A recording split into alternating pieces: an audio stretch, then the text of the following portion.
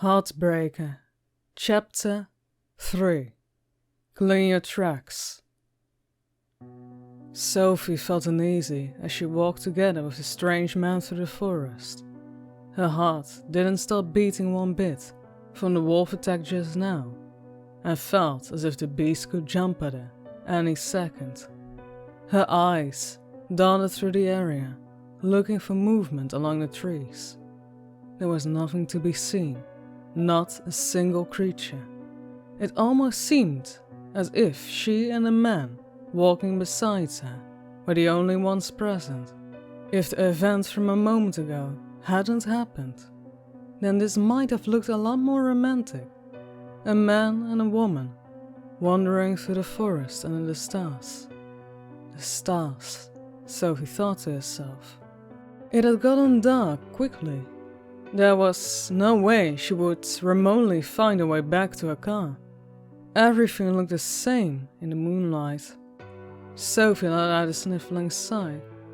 You could hear that she was on the edge. She usually didn't cry, so she did her best to hide it.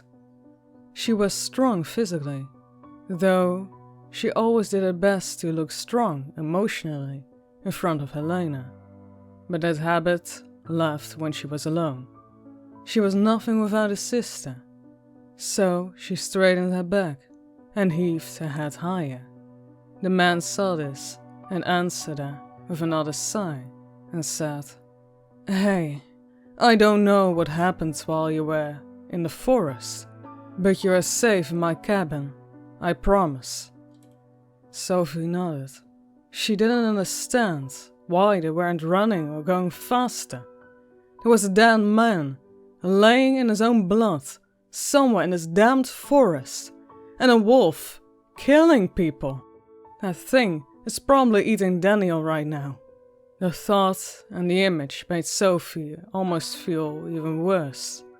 If she hadn't gotten there sooner, maybe she could have saved Daniel, and he would been alive. Yes, he and his friend were assholes, and his stupidity got him killed. But no one deserves to come to an end like this. The police won't be able to identify the body. "Is it far? Your cabin?" Sophie said, trying her best to hide a shaking voice. "It won't be far. You can see the lake between the trees from here. On the other side of it stands my cabin." And Dad stood as the man said, on the other side of the lake, as the two stepped through the curtains of trees. The light of the moon glittered on the water. It looked so peaceful and quiet, almost too beautiful to be true. The two of them made their way around the lake, towards the cabin. It was indeed small, mainly made of wood, with windows here and there. She did notice that the upstairs area had almost none. Strange, she thought. It is bad for your health if you don't catch enough sunlight. The man unlocked the door as the two stood on the porch. From here the forest had seemed to lost its dangerous look. Sophie stepped inside with haste and looked around. "Please, I need to make use of your phone. If I don't call the police quickly..." Sophie cut herself off as she stared at the man who walked to the kitchen area, as nothing was wrong. Just calm like the wind. "Sir? My name is Victor. No need to call me sir." He poured a glass of water from the tub and handed it over to Sophie. For a moment, she wanted to smack it out of his hand, since it seemed as if he wasn't taking her seriously. She took a deep breath and grabbed a glass of water. It took a lot of self-control not to empty it in Victor's face. "Now, tell me, what is your name?" He then continued to ask, as she did her best to take a sip of water, as politely as she could. "Sophie?" she said, gripping a glass tighter. He was planning to chit-chat, though she sure wasn't. Victor sat on the couch that stood not far away and signaled Sophie to sit next to him. She, on the other hand, stood still and gave him a firm look. "I don't bite," he said. "No thanks. Your phone, please. I need to call the police," she said, bluntly. He sighed and stood up. "Look, Sophie, your glass is shaking. Of that observation alone, I think it would be better if I make the call for you. But to do so, I need information of what happened." Sophie looked at the glass and tried to hide her shock when she saw that he, indeed, was right. She put the glass back on the counter, quickly, as if it didn't matter, and turned the gaze back to Victor. He, on the other hand, did his best to hide his smile. Sophie may look a little scary when angry, but he found her to be rather cute. Sophie gave in by sitting on the other side of the couch. That should be far enough. There was something strange about this man, but she could not put a finger on it, because he wasn't pushing her. Neither did he say anything to upset her or do something strange. Maybe it was just a fact. They just happened to meet in the woods. "Very well then," she said. "Start with why we're in these woods in the first place. Not many wander around these woods at this time of the day." "Well, I am a forest guard. Not from this one.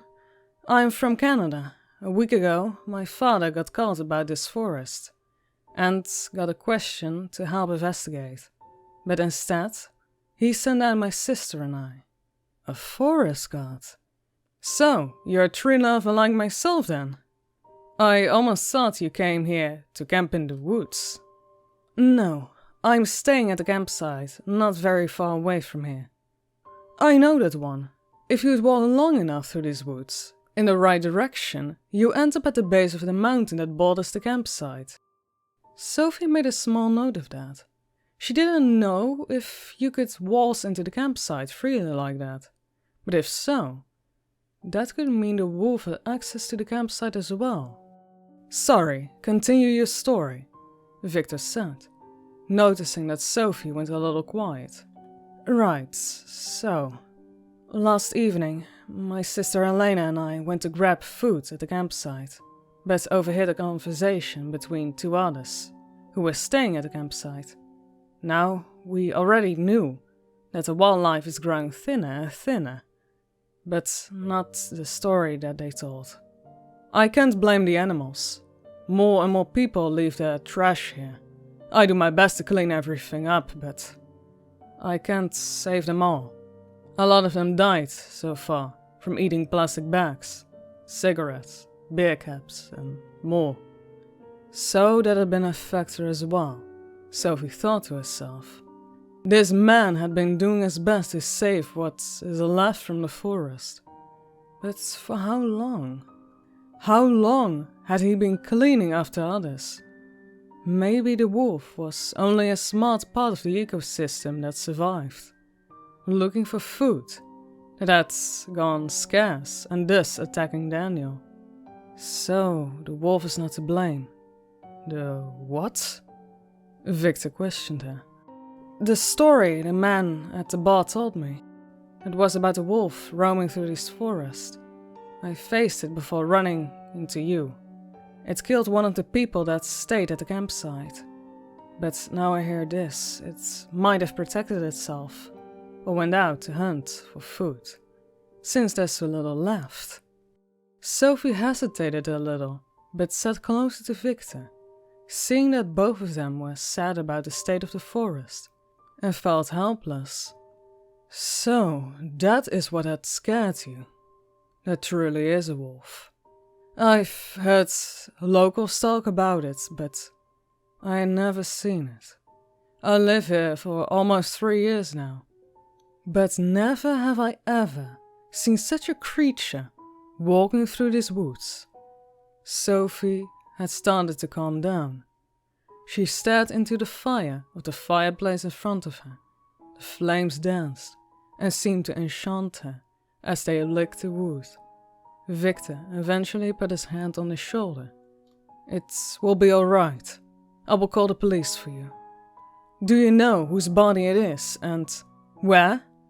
That can make it easier to track it down." "Daniel," answered Sophie. "And I could, but I left my bag sadly in the forest while running for my life," she said, a bit with sarcasm in her voice. A small grin appeared on Victor's face. It was a strange situation and a strange first meeting, but he kind of hoped it wouldn't be their last one. Not every day he would meet a woman that cared as much about the forest as he did. Even so, knowing she was close by, or at least a 30-minute walk away from him, seemed not too bad. Rather perfect. He stood up, not letting his eyes leave that of Sophie. "I will be back in a minute. The service works better if I stand outside." Sophie questioned that last part, but could not say anything back to it, as he closed the door behind him and walked onto the veranda. The moon stood up high in the sky, making him wonder if anyone would answer his call at the hour.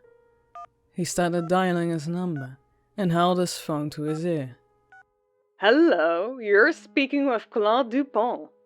"Hi Claude, it's me, Victor." "Well, hello Vic. What do I owe you this pleasure?" "I need you to come over here. We have a code red." "Oh, stop it. I'm alone. No need for codes today." Victor looked back.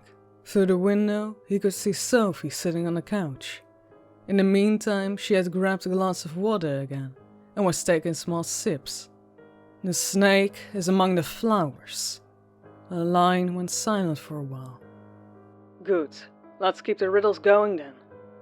How big is this problem?" "The wolves found their meal."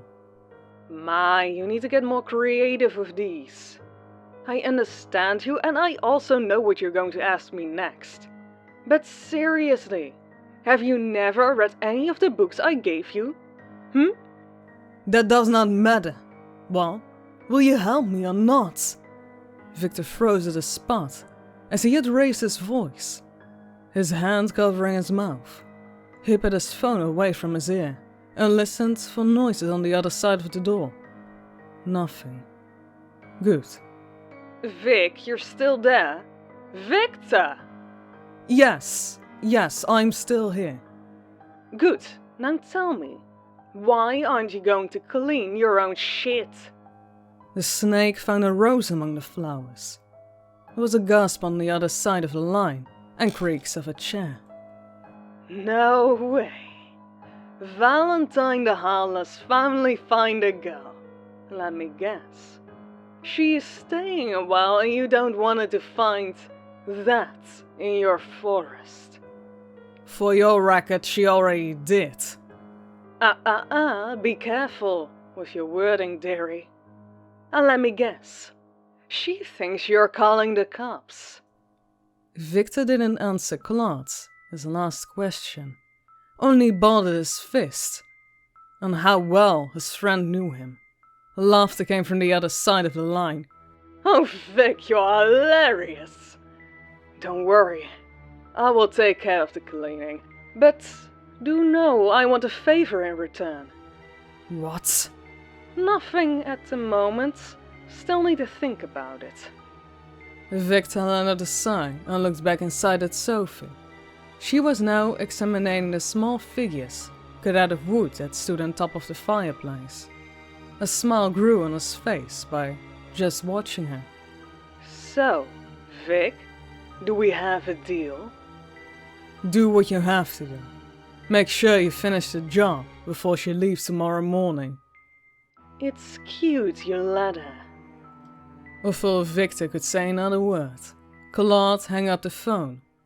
Inside, Sophie had taken her time to look around the room, using the excuse to herself that, if he was a creep, she knew what objects she might be able to use as a weapon to get out. Then, again, the kitchen with probably enough knives was right behind her. In reality, She was just amazed by how precise some of the animals were cut out. Sophie wondered if woodcutting was a hobby of Victor. The more her eyes wandered around the cabin, the more she saw. Flowers and swirly shapes cut out in the tables, chairs and counters. His home looked like a work of art. Her fingers traced the lines and shapes that were cut into the dinner table, almost hypnotizing her until she looked up at the wall across of her. There it hung, a Steyr monoblock. Sophie stepped away from the table as she drew closer to the hunting rifle. It was white, with a black scope on top of it. She herself used a Winchester. That was different from this one. She hadn't heard Victor stepping back into the cabin. "Nice rifle, right?" Sophie stood up straight and turned around to see Victor, leaning against the couch, looking at her. She wondered how long he had stood there. Had he been observing her while she was looking at the table as well? Might been a little embarrassing. "Yes, I myself have a Winchester at home in Canada. Do you go on hunting trips as well?" "Used to. But this forest doesn't need for me to help by shooting animals to balance it out." Yes, you're right about that." Even so, she had expected there to be dust on the rifle, if he hadn't used it in years. Yet, it was a very clean and shiny looking gun. "Well, for a rifle that is out of service, you take good care of it. Can't find a single dust flake on it." Sophie took a look at her watch around her wrist. "It's getting late. Will the police arrive quickly? Maybe they can bring me back to the campsite." "No." Victor thought for a moment. "No?" Sophie asked. "They will be investigating the body in the morning, and I'm not letting a lady walk through this forest in the dark. Especially not with that wolf you mentioned earlier tonight." "Very well then, Victor. Then what am I supposed to do in the meantime?" "It won't be a light for the next 6 hours. So, I suggest you stay here for the night. You can sleep in my bed if you like." "That is very kind of you, but where would you sleep?" Victor pointed at the couch, which made Sophie tilt her head a little. She felt bad for letting him sleep on the couch. "I can take the couch if you like. It's your house and your bed." Before she could make more arguments, Victor cut her off. "And I would be a terrible gentleman if I will let you sleep on the couch. No, I won't do that. You are sleeping in my bed. I promise I won't do anything to you." Sophie lifted her eyebrow a bit while checking him up and down. "But from someone's looks, you would not know that." "Is there a lock on the door?" she asked, getting a surprised look from Victor. "You don't trust me, do you?" Sophie took a step closer and looked him in the eye. "For all I know, you could be a creep. I don't know you very well to judge you yet, so I'm not taking any risks." A look of defeat swept across the face of Victor. "Very well then."